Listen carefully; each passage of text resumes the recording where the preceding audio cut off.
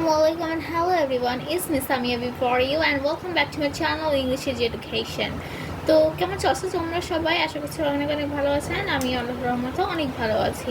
তো আজকে চলে আসলাম রিফ্লেক্সিভ প্রোনাউন এর টপিক, গ্রামার টপিকের উপর নতুন একটি ভিডিও নিয়ে।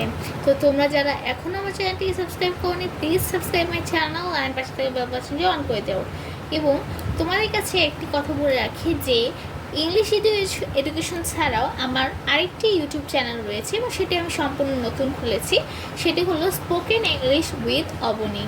ওখানে আমি শুধুমাত্র অর্থাৎ স্পোকেন ইংলিশটা কীভাবে কারেক্ট প্রোনাউন্সিয়েশন দিয়ে বলা যায়, কীভাবে ব্রিটিশদের মতো উচ্চারণ করা যায় ইংলিশটা, এবং বিভিন্ন ধরনের প্রেজেন্টেশন, ফর এক্সাম্পল কীভাবে নিজেকে ইন্ট্রোডিউস করতে হয় ইংলিশে, অথবা 7 দিনের নাম, দেন বিভিন্ন ধরনের কারেক্ট প্রোনাউন্সিয়েশনগুলো, সঠিক উচ্চারণ, শুদ্ধ উচ্চারণ ইংলিশে আমি ওখানে ভিডিও আপলোড করি। অ্যান্ড তোমরা যারা আমার ওই চ্যানেলটি সাবস্ক্রাইব করেন, প্লিজ সাবস্ক্রাইব করে দিও। আমি আমার ডেসক্রিপশন বক্সে লিঙ্কটি দিয়ে দেবো ওই চ্যানেলের, সেখানে গিয়ে প্লিজ তোমরা ওই চ্যানেলটিও সাবস্ক্রাইব করে দিও অ্যান্ড বেশি বেশি করে লাইক, শেয়ার অ্যান্ড কমেন্ট করো ভিডিওটি। ওকে, তো চলো এখন শুরু করা যাক আজকে রিফ্লেক্সিভ প্রোনাউন এর বিস্তারিত আলোচনা।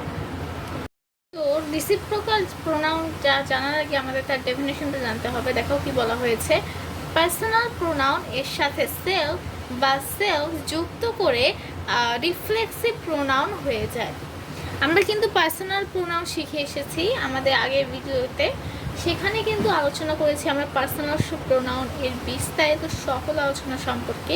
তো তোমরা যারা এখনও আমার পার্সোনাল প্রোনাউন এই চ্যানেলের পার্সোনাল প্রোনাউনের যে ভিডিওটি আছে সেটা দেখোনি, তারা এক্ষুনি গিয়ে আমার পার্সোনাল প্রোনাউনের ভিডিওটি দেখে আসো, কারণ ওটা না দেখলে কিন্তু তোমরা রিফ্লেক্সিভ প্রোনাউনটা বুঝতে পারবে না।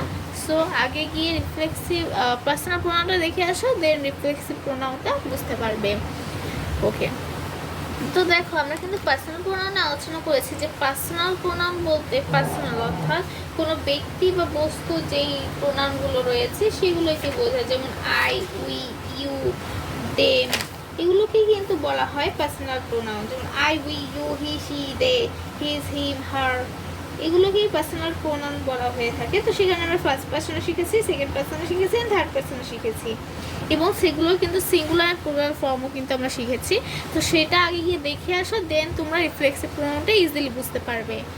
ওকে, তো সেটার সাথে আমরা কি শিখেছিলাম আমরা একটু লিখি, I, we, you, they, he, she, এরকম করে আরও অনেক শিখেছি।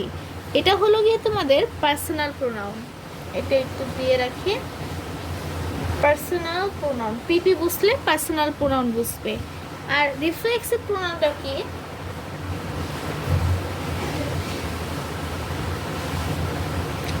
রিফ্লেক্সিভটা হলো এরকম,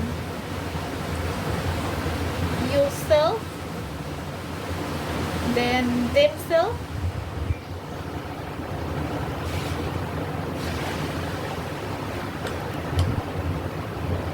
himself, herself, এরকম। ওকে, হিমসেলফ, হারসেলফ, এইগুলো। তো আমরা কিন্তু শিখে এসেছি যে অবজেক্টিভ ফর্ম কোনগুলো আর সিঙ্গুলার ফর্ম মানে সাবজেক্টিভ ফর্ম কোনগুলো, এগুলো তো আমরা শিখেছি, রাইট?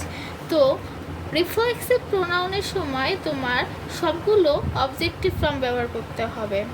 যেমন আই এর অবজেক্টিভ ফর্ম কি?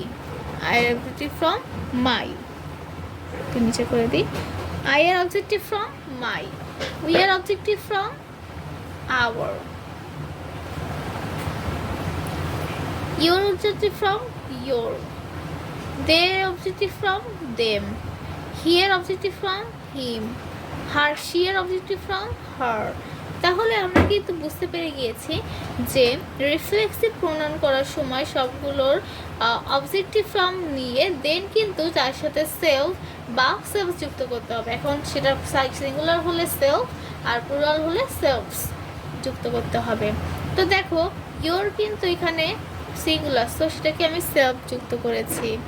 আবার দেম কিন্তু এখানে প্লুরাল, আমি একটু অন্য কালার দেখে তাহলে বুঝতে পারবে। দেম কিন্তু এখানে প্লুরাল, তাই তোমার এখানে সেলফ যুক্ত করা হয়েছে। দেন হি কিন্তু আবার দেখো তোমার সিঙ্গুলার, দ্যাটস এখানে সেলফ যুক্ত করা হয়েছে। আর সিও কিন্তু প্লুরাল, দ্যাটস এখানে সেলফ যুক্ত করা হয়েছে। কিন্তু আওয়ার যখন আমরা লিখবো তখন কিন্তু এটা প্লুরাল, দ্যাটস ওয়াই সেখানে সেলফ যুক্ত হবে, অর্থাৎ প্লুরাল ফর্মটা যুক্ত হবে। তো আশা করছি বুঝতে পেরে গিয়েছো রিফ্লেক্সিভ প্রোনাউন। তো রিফ্লেক্সিভ প্রোনাউন তো বুঝলাম, কিন্তু এর অর্থটা কি, এটা ব্যবহার করার মূল কারণ কি, আমরা কেন সেলফ বা সেলফস আমরা কেন যুক্ত করবো, ওয়াই, সেটা হলো রিফ্লেক্সিভ প্রোনাউন। এই যে আমরা লিখেছি হার সেলফ, দেন হিম সেলফ, এটা হার সেলফ আর হিম সেলফ, কথাটা কি বোঝানো হয়েছে আগে এক্সাম্পলগুলো দেখো। She takes care of herself, সে নিজের যত্ন নিজেই নেয়, she takes care of herself. এখানে হার সেলফ বলতে নিজের যত্ন নিজেকেই নেওয়া বোঝাচ্ছে, অর্থাৎ এরকম বোঝানো হচ্ছে যে কাজটা নিজেই করে, অন্যকে দিয়ে করায় না, সে নিজেই জোর দিয়ে বলা যায়, জিনিসটা জোর দিয়ে বলতে পারে যে আমি নিজেই কাজটা করি। অনেক সময় বলি না আমি নিজে দেখেছি জিনিসটা, অথবা আমি নিজে কাজটা করেছি, অথবা আমি নিজে সেখানে গিয়েছি। এখানে আমরা অনেক সময় কিন্তু এই নিজে ওয়ার্ডটা কিন্তু ইউজ করি বাংলায়, আর সেটাকেই ইংলিশে ট্রান্সলেট করার সময় কিন্তু সাথে সেলফ যুক্ত করতে হবে। যেমন আমি যদি বলি আমি নিজে সেখানে গিয়েছি, তাহলে আমাকে বলতে হবে I went there by I went there myself. I went there myself. আমি নিজে সেখানে গিয়েছি, I went there myself. এখানে myself কথাটার দ্বারা কিন্তু নিজে বোঝানো হচ্ছে, আমি নিজে সেখানে গিয়েছি ওই জিনিসটা বোঝাতে কিন্তু এখানে myself ইউজ করা হয়েছে। তো আশা করছি বুঝতে পেরে গিয়েছে। তো সেকেন্ডলি দেখো he did the work himself, by himself, সে নিজে কাজটা করেছে। He did the work by myself, সে নিজে কাজটি করেছে। এখানে হিমসেলফ বলতে কিন্তু এই হিটা নিজেই কাজটা করেছে সেটাই বোঝানো হচ্ছে। তো আশা করছি বুঝতে পেরে গিয়েছো যে রিফ্লেক্সিভ প্রোনাউন জিনিসটা কি। হ্যাঁ, তো হোপফুলি বুঝতে পেরে গিয়েছো। তো আজকে মতো এই পর্যন্তই, আর নেক্সটে কিন্তু আমরা আমাদের যে ইমপ্যাথিক প্রোনাউন আর যে আমাদের রেসিপ্রোকাল প্রোনাউনটা রয়েছে সেটা সম্পর্কে আলোচনা করবো। সো আজকের মতো এই পর্যন্তই। আল্লাহ হাফেজ অ্যান্ড আসসালামু আলাইকুম।